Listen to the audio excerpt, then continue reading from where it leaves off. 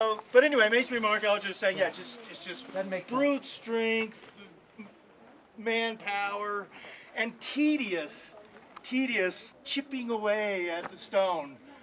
You would think it would take them, whatever, weeks just to do one little stone, like one big stone, I should say.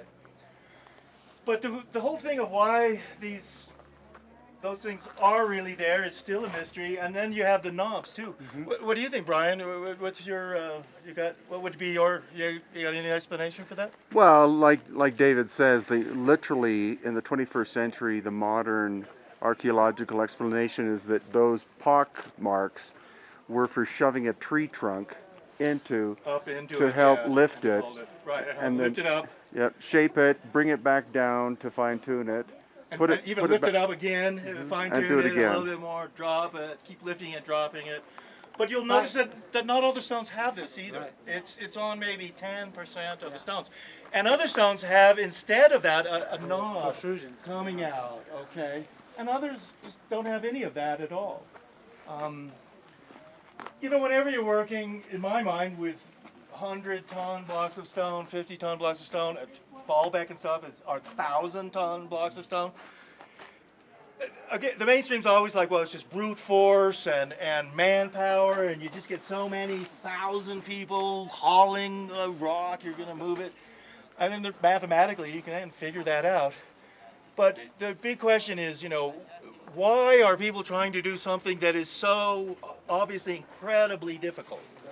Okay, I mean, and even modern engineers are looking at this going like, wow, you know, why would you even do this? And what I always maintain is whoever was doing this and how they did it, it was easy for them.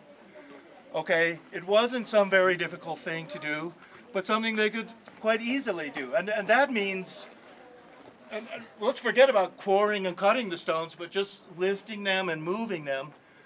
And in my mind, that really takes some kind of levitation, anti-gravity, turning the stones weightless somehow, which could be with sound.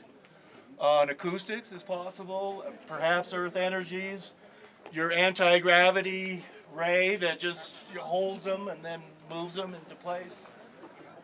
Another way, here's how a modern construction company would do it, I imagine. It would build giant cranes, like in a dockyard or something. And those cranes would lift the stones up, drop them down. But how do you retrieve your cable that you were holding the stone? Well, yeah, no, I mean, I don't think it was done that way. No, I mean, it's in my mind, it's some form of levitation, anti-gravity, of making these stones weightless. And rather than it being done by so many thousands of people huffing and puffing and pulling, just a few people could have done this, in theory.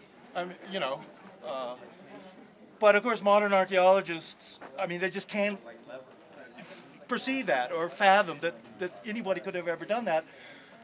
So, I mean, it does remain a mystery, but the mainstream archaeologists will, I mean, they're like, well, it's, you know, they wanted to do it and they made a big effort and they did it. So let me throw out another question. You can see here in particular how the seams are even a foot or more deep in, whereas the ashlars and the other megalithic construction, even in Cusco and some of the other sites, this goes in a tiny bit. Just a little bit. And I've only seen a few places around the world where it looks a little bit more like this.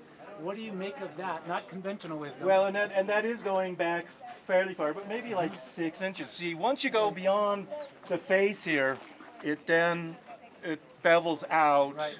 But and it's still quite deep. Yeah, it is still quite deep. Compared to the other megalithic sites. And when you have a chance at certain places here, and this isn't a bad one because the rock's pulling away here, look how straight and clean those cuts are. I mean, it's a